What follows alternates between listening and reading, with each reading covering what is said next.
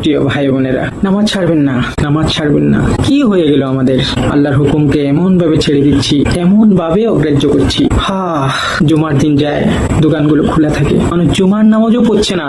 নামাজের মাফ নেই। ফরজ নামাজ আপনি ছাড়তে পারবেন না। প্রিয় ভাই বোনেরা, গুরুত্ব দিলেও হায়াত শেষ, গুরুত্ব না দিলেও হায়াত শেষ, অবহেলা করলেও হায়াত শেষ, খামখেয়ালি করলেও হায়াত শেষ।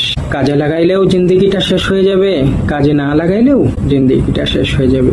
কথায় বলে না যে বাসর রাতেও ভোর হয়, জেলখানার রাতেও ভোর হয়।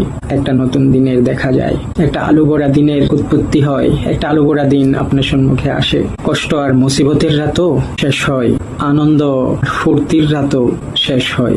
এমন করতে করতে এমন ভাবেই আপনিও একদিন শেষ হয়ে যাবেন। আপনিও একদিন এই দুনিয়া ছেড়ে চলে যাবেন ওই মহা প্রতিপালকের কাছে। আখেরাতটা নিয়ে অল্প ভাবুন, অল্প চিন্তা করুন, অল্প ভাবুন।